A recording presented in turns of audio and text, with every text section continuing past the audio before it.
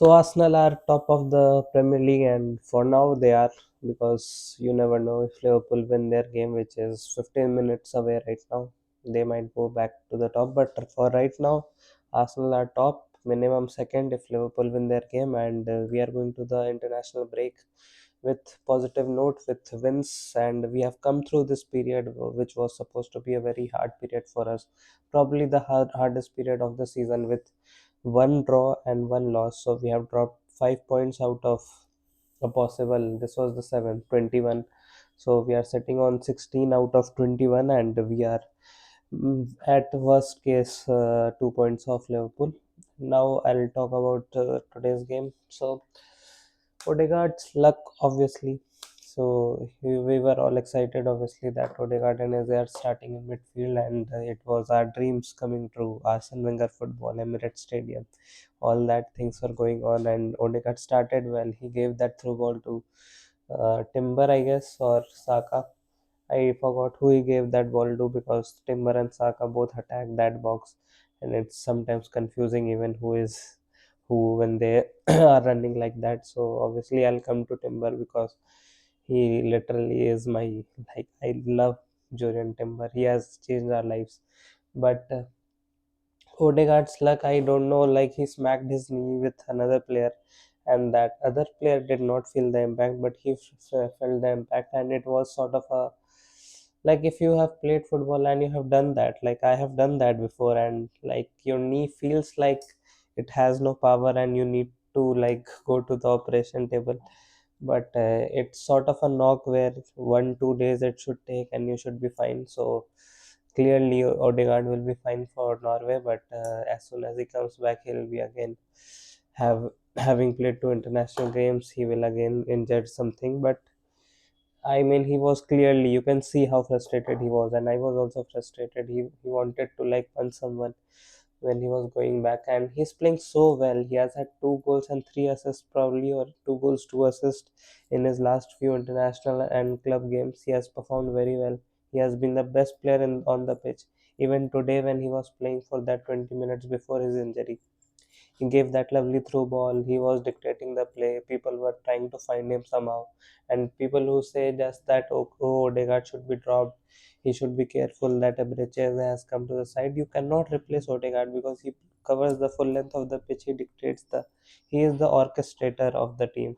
That is the fancy word I luckily pronounced well this time, and I really want that this whatever this bad luck patch is, this should he should take some rest and then international break. No need to go to Norway for now, because your body has been fragile. He has been a little bit fragile, and I've started on a negative note, but let's move to more negative notes where Eze's composure in front of the goal. I saw that in England fixture against Andorra, I think, and even in the Arsenal games. Like the goal that comes for Declan Rice is because Ebereche's shot is really good, and that it falls because the trajectory of the shot is of someone who is confident taking shots. It's not like he lacks composure all the time, but the fact that he missed the open goal and he seems to not score from these dangerous positions where he finds himself, ball drops to him and somehow he is not able to score. But I feel like he needs to work on that, and if he works on that, he'll find himself with a lot of goals. And because teams have been playing the low block against us, he's not been able to even find spaces just behind the box from where he used to love to shoot and curl the ball in. So all those kind of things, Ebreche Eze is trying his best. He had a major contribution in the goal, and basically that is that. I'll come to that goal also. Rice redemption, obviously, you saw when he scored that goal, and he just sneaked thrice or four times to that West Ham away fan section, and he did not celebrate because he's a classy man. And today's performance was nice. I am just like, it's just like, I don't like the fact, because I in my lot of videos I say that Declan Rice, can we arrest him for these type of fixtures, and then he ends up scoring in this.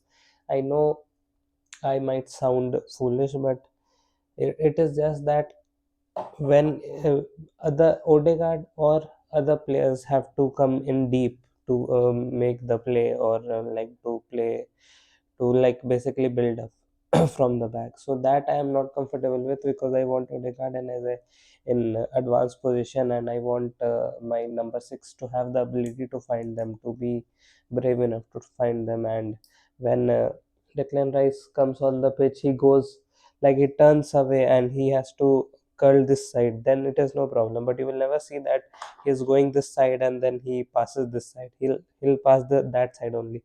That kind of thing I could have shown on the board also. Like if he's this is the pitch, if he has turned this side, he'll pass this side only. You never see a disguised pass like this, or through the line pass like this. That sort of thing I'm talking about, where you get what I'm talking about, playing the ball through between the lines, etc. But okay, like if he had that skill also, he would be the best player in the world and become be there in the Ballon d'Or podium right now. But not right now, obviously. Last week, last month, whatever, whenever the Ballon d'Or ceremony was. Julian Timber is the goat. He is the goat. Somerville is actually a very threatening left winger. He in any game you see West Ham, he's the one who carries their attack. And today West Ham had zero shots on target, barely a chance, did nothing, couldn't lay a glove on us, and that is because the best player of their team, who are often left wingers, like Ben White said in an interview with Ryan Foster, I think, that the best players of other teams are often their left wingers. And I don't know if we Premier League teams have good left wingers, because Jordan Timber does not care how good you are. He just takes you in his pocket and he keeps you there. And when the final whistle blows, he just releases you that go to the normal right backs, and maybe you have a chance there.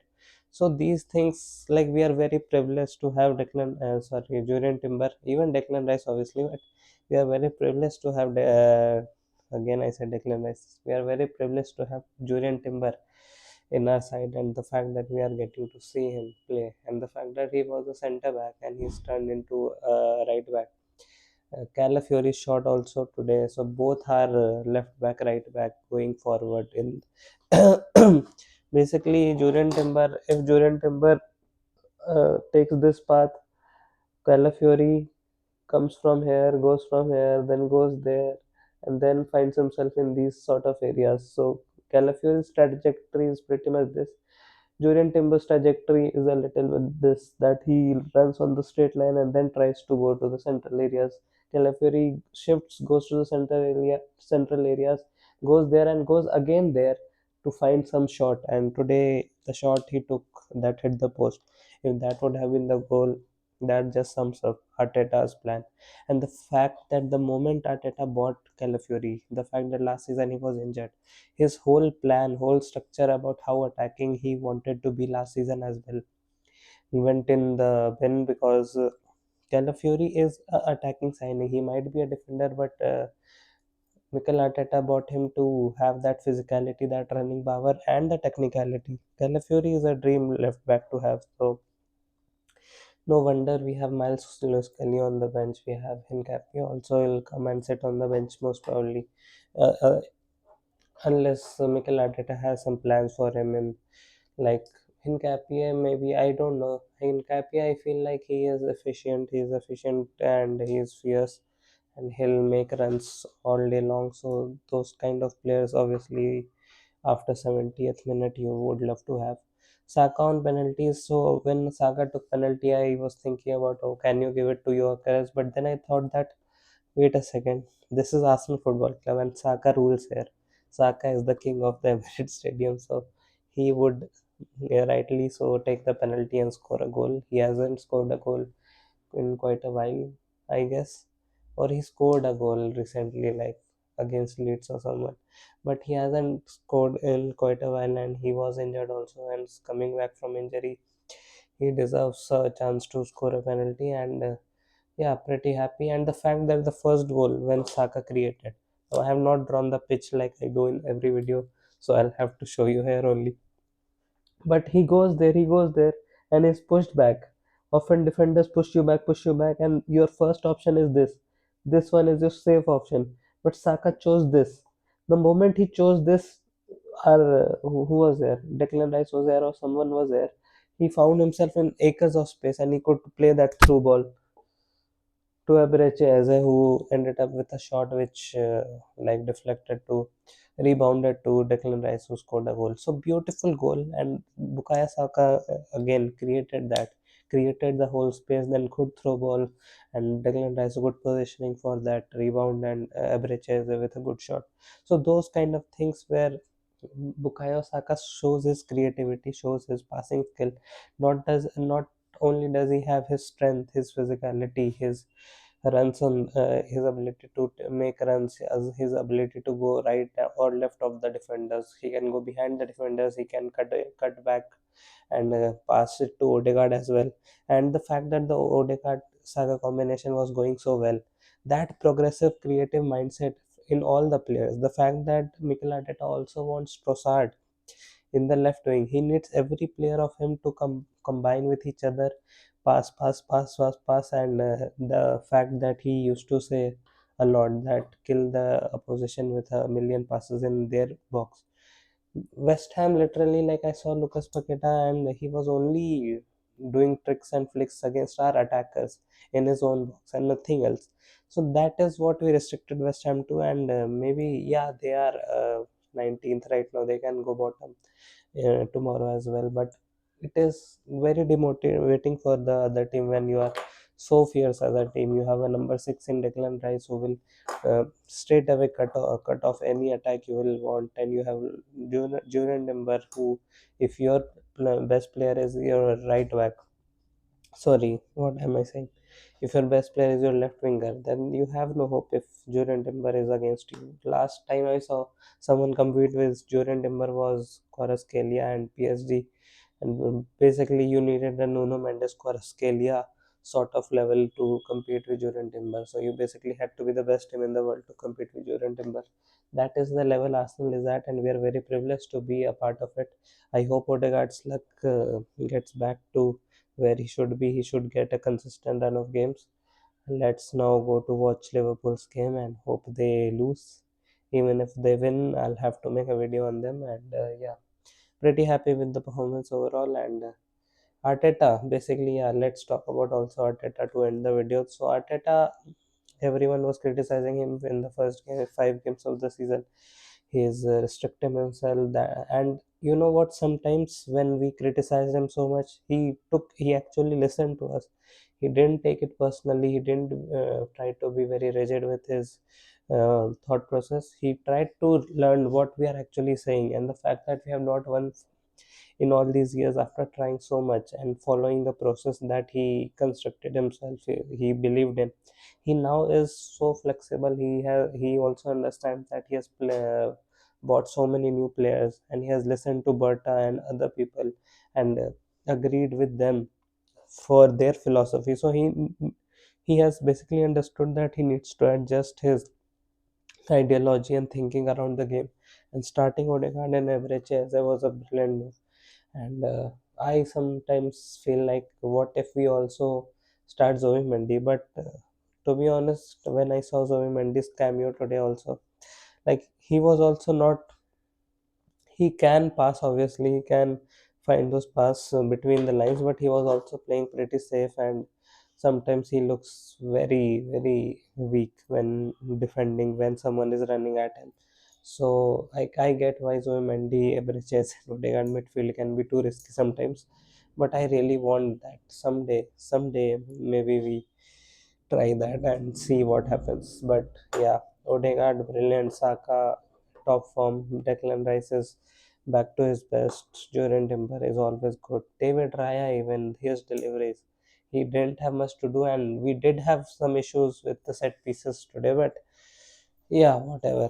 I don't care. David Raya in 99.9% of the games he's fantastic on set pieces, so I don't have an issue with him on that. I hope we rectify whatever issues we had, because West Ham had two clear opportunities to score a goal, one in the first minute and one in the last few minutes in the injury time. So maybe there is an issue. I don't know much because there is not much sample size of struggling Maybe last season also we struggled against set pieces, but yeah, I'm just rambling right now. I think brilliant way to go to the international break, and hopefully everyone returns fit. Hopefully Martin Odegaard returns with a better luck, a change luck, and yeah, enjoy your weekend, and yeah, hopefully we are top after 2 hours also.